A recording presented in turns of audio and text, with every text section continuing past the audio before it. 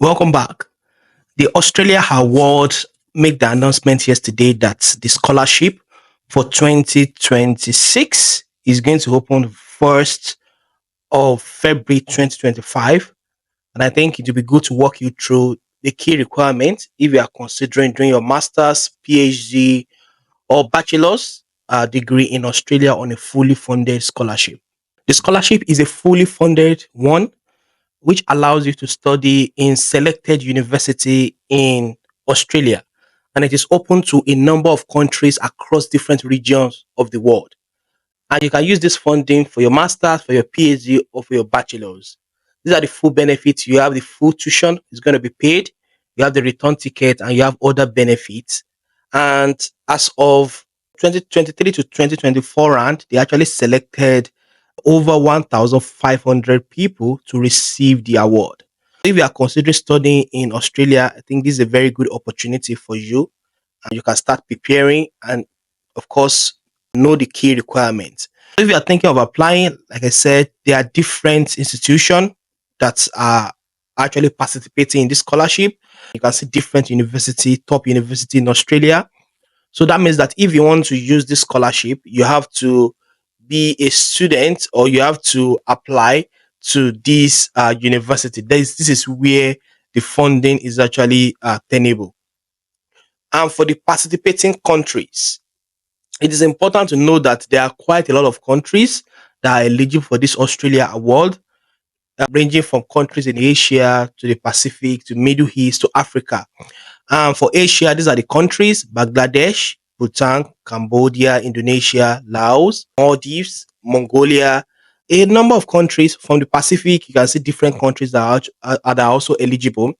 And in the Middle East, this is the only country that is eligible. And in Africa, we have a number of countries. Say in Africa, we have Algeria, Benin, Botswana, Cote d'Ivoire, Egypt, Nigeria, Mozambique. These are the countries that are eligible.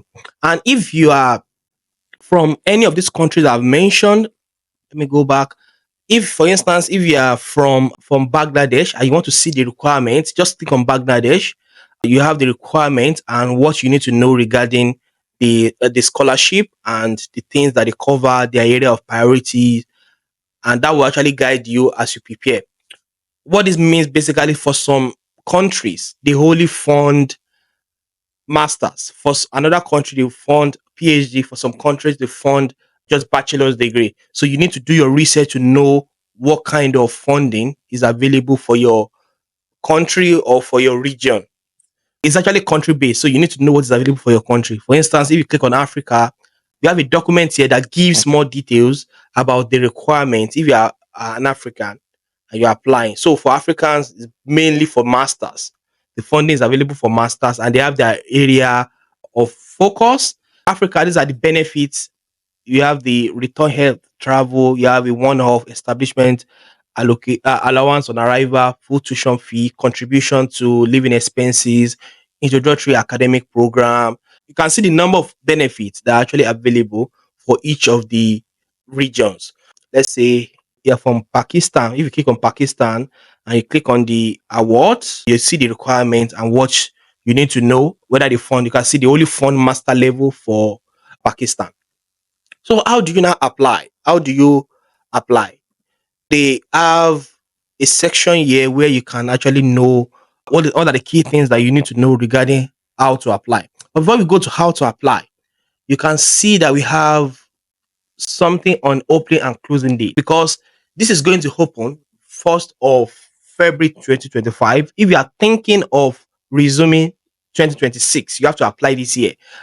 This round for Africa region, you can see is going to open 1st of February 2025 and it's going to close on the 30th of April 2025. If you have any question or any concern at all, you can send them an email. So if you are thinking of applying, you have to start thinking of how you want to get your documents ready, what are the key requirements, what are the key things that you need to know for you to be able to apply.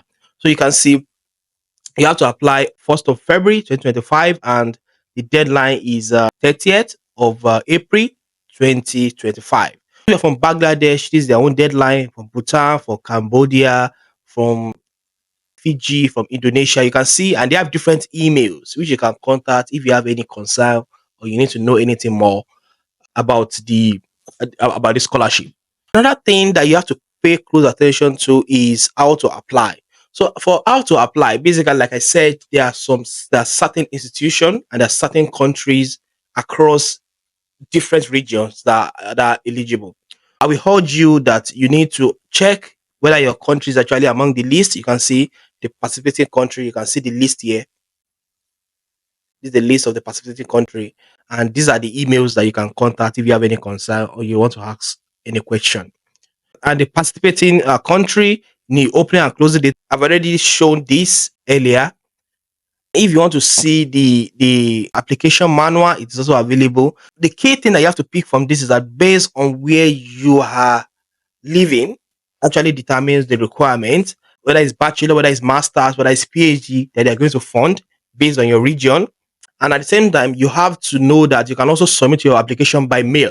But I'll ask, why do you want to submit your application by mail in this era? So just submit your application online. This is the website where you can submit your application when it opens in 1st of February 2025. You can see it's going to open officially on the 1st of February 2025. You need to start preparing your application. You need to start gathering everything together. And of course, another key thing that you have to remember is that if you check the referee, so they have a template for referee. You can see, just click on this. You'll be able to see the template and what is actually required of you.